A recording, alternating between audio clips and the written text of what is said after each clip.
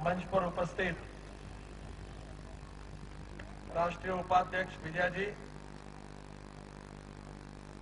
राष्ट्रीय महामंत्री विजय जी, हमारे युवा नेता और राष्ट्रीय सेक्रेटरी माननीय वरुण गांधी जी, लोकप्रिय सांसद माननीय राजन गोविंद जी, हमारे दूसरे सांसद रमन डेका जी, संगठन के प्रमुख पी चंद्रशेखर जी, विधानमंडल में हमारे नेता निशंत रंजन दास जी,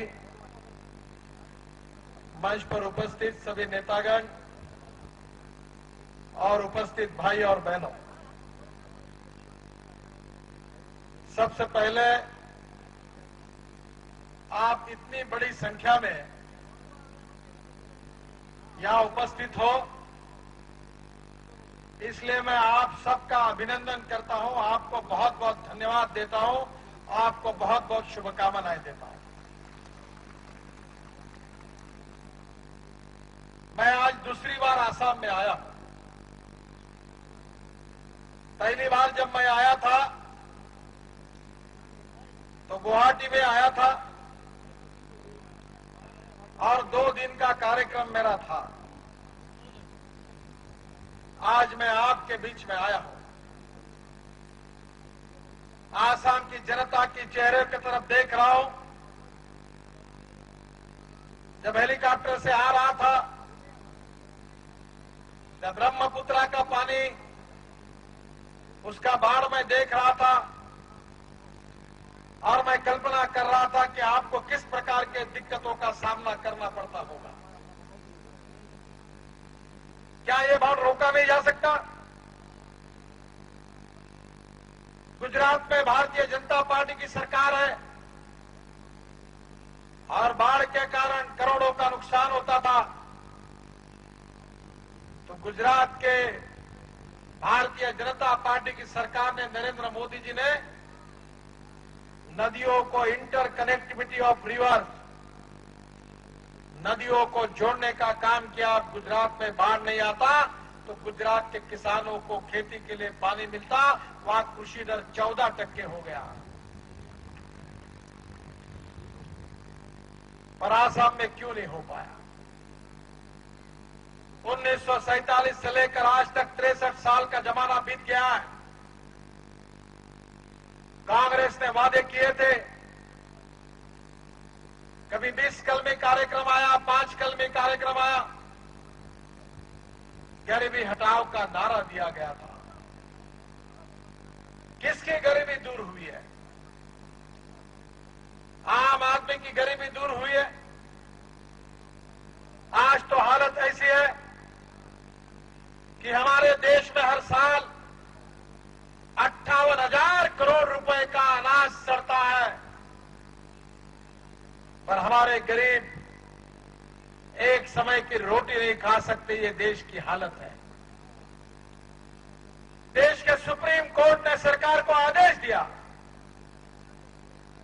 कि आप कम से कम 58,000 करोड़ का अनाज देश में सड़ रहा है, इसके बजाय, ये सड़ने के बजाय ये गरीबों को बांट दो, मुफ्त में दे दो। तो हमारी कांग्रेस सरकार इस बात को मान्य करने के लिए तैयार नहीं है। अनाज सड़ता है तो सड़ने दो, गरीब आदमी भूखा मरता है तो मरने दो, पर गरीबों को अनाज देने के लिए हमारी कांग्रेस की सरकार तैयार नहीं है। हमारे प्रधानमंत्री आसाम से चुनकर गए। मैं उनको सवाल पूछना चाहता हूं, प्रधानमंत्री जी, आप जवाब दीजिए कि आपके कार्यकाल में युवाओं को रोजगार मिला? अगर मिला है तो कितने युवाओं को रोजगार मिला, इसका हिसाब दीजिए। गरीबों की संख्या बढ़ी है कि कम हुई है, उसका जवाब वो दे नहीं सकते। हमारे योजना आयोग में 5 कमेटी आई थी। Tendulkar committee, Saxena committee, Arjun Sen Gupta committee, world bank committee, Asian bank committee, पांचों कमेटियों की रिपोर्ट मिले हैं और रिपोर्ट बताते हैं कि हिंदुस्तान में 82 करोड़ की आबादी ऐसी है कि जिनका रोज का इनकम केवल 20 रुपए है।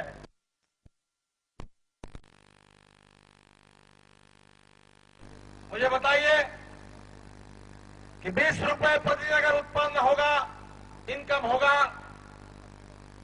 तो गरीब आदमी इस महंगाई में कैसे जी सकता है? गरीबों को राहत देने के बजाय गरीबों को मिटाने का कार्यक्रम शुरू है।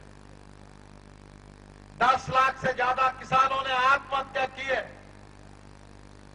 युवा बेरोजगार है। अगर सोनिया जी और मनमोहन सिंह जी ने अगर रोजगार दिया है तो केवल कांग्रेस के कार्यकर्ताओं को, विधायकों को और मंत्रियों को रोजगार मिला है। आम जनता तो कंगाल बनती जा रही है। कांग्रेस के नेता मालो माल हो गए, उनकी गरीबी दूर हो गई, पर आम गरीब आदमी आत्महत्या करने के कगार पर खड़ा है। महंगाई आसमान पर जाकर पहुंची है। मेरे सहयोगी विजय जी बोल रहे थे, तब मैं कह रहा था कि दाल ने तो सेंचुरी मार दी है, शक्कर ने बीच में हाफ सेंचुरी मार दी थी और तेल सेंचुरी की तरफ तेजी से बढ़ रहा है। ये सरकार की नीति है। आज गरीब गरीब हो रहा है। दुनिया के धनवानों के लिस्टों में कुछ 5-6 भारतीयों का नाम आ रहा है। शहरों में बड़े बड़े मॉल बन रहे हैं, पर गांव के गरीब लोग, किसान आत्महत्या कर रहे हैं। क्या इस देश के भविष्य का क्या होगा? A rich nation with a poor population। एक धनवान देश है पर जनता भूखी और कंगाल है। इसका कारण क्या है? बहनों और भाइयों, ये किसानों की आत्महत्या, ये बढ़ती हुई महंगाई, ये बढ़ती हुई बेरोजगारों की संख्या, लगातार घुसने वाले घुसखोर और कानून और व्यवस्था को जिस प्रकार से समाप्त हुई स्थिति के लिए कौन जिम्मेदार है? इसका संबंध आपकी जात, पंथ, धर्म, भाषा और सेक्स से नहीं है। इसका संबंध wrong policies, wrong economic policies and bad governance से है। गलत नीतियों के साथ इसका संबंध है। भ्रष्ट प्रशासन के साथ इसका संबंध है।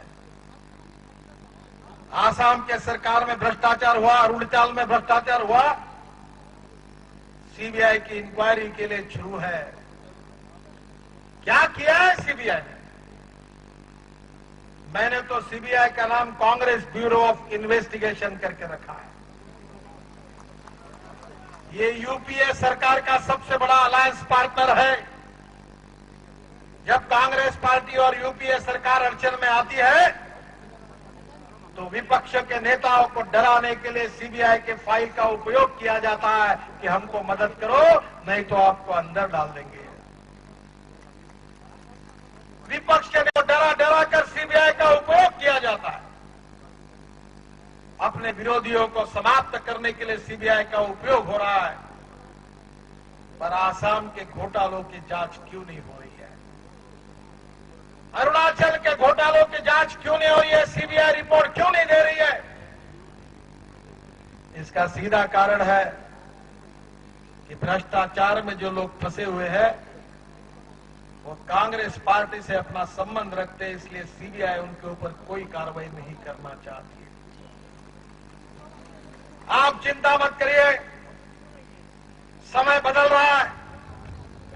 2014 में आप सबके आशीर्वाद से दिल्ली के तख्त पर भारतीय जनता पार्टी का, एनडीए का राज आएगा और आसाम में भ्रष्टाचार करने वाले सभी नेताओं को जेल के अंदर कस्टडी में बंद करने का काम भारतीय जनता पार्टी की सरकार करेगी। ये मैं आपको वचन देता हूं। केंद्र सरकार से मदद आती है पर गरीबों के घरों तक पैसा नहीं पहुंचता।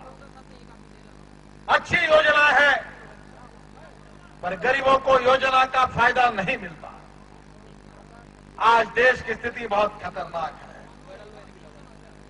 कश्मीर जल रहा है। पशुपति से तिरुपति तक 230 जिले नक्सलग्रस्त हो गए हैं। आसाम में भी मणिपुर अशांत है। और सबसे बड़ी समस्या है कि बांग्लादेशी विदेशी घुसखोर इस देश में घुस रहे हैं। अभी विजय गोयल जी बता रहे थे, मेरे पास जानकारी है कि जो कुछ विदेशी लोगों को हटाने के लिए 2002 से 2010 तक सरकार ने 41 करोड़ रुपए खर्चा किए और केवल 176 विदेशियों को देश के बाहर निकालने का काम हुआ। मुझे बताइए, सरकार क्यों नहीं निकालना चाहती है? मैं आपको बता देना चाहता हूं, भारतीय जनता पार्टी किसी धर्म के खिलाफ नहीं है। जात पंथ धर्म भाषा के आधार पर भी राजनीति हम नहीं करना चाहते। जो हिंदुस्तान में पहले वैसे बैठे हुए जो हमारे मुस्लिम भाई बहनें हैं, उनके खिलाफ मैं बात नहीं कर रहा हूं। मैं बात उन लोगों की कर रहा हूं जो बांग्लादेशी घुसखोर इस देश में घुसे, उनको बाहर क्यों नहीं निकाला जाता? क्या वो कांग्रेस को वोट देते इसलिए उनको निकाला नहीं जाता? मुझे विदेश में जाना था तो आज वीसा मिलने के लिए 3 बार एम्बेसी में चक्कर काटने पड़ते हैं। और हिंदुस्तान में बिना परमिशन विदेशी घुसखोर घुस जाते हैं, करोड़ों की प्रॉपर्टी ले लेते हैं। यहां के युवा बेरोजगार है, यहां के किसान गरीब है, यहां की जनता गरीब है और आए हुए विदेशी मालो माल हुए हैं। ये कौन सा न्याय है? कांग्रेस पार्टी इस बात का जवाब दे। क्या वोट बैंक की राजनीति हमारे राष्ट्रीय सवालों को बाजू में रखकर इस देश की इतिहास और संस्कृति का, इस देश में जो भूमि पुत्र है उनको बलि देने का काम कांग्रेस पार्टी करने वाली है क्या? इसका जवाब कांग्रेस पार्टी ने देना चाहिए। क्यों घुसखोर आ रहे हैं? क्यों लगातार यहां आने के बाद उनके साथ प्रतिकार क्यों नहीं किया जाता? बहनों और भाइयों, ये वोट बैंक की राजनीति है, क्योंकि बांग्लादेश से आए हुए घुसखोर ये कांग्रेस पार्टी को वोट देते, इसलिए उनके लिए रेड कारपेट ट्रीटमेंट आज आसाम में है। आइए, आपका स्वागत है। कांग्रेस पार्टी की सरकार ने रेड कारपेट डाला है। हिंदुस्तान में घुसिए, यहां आइए।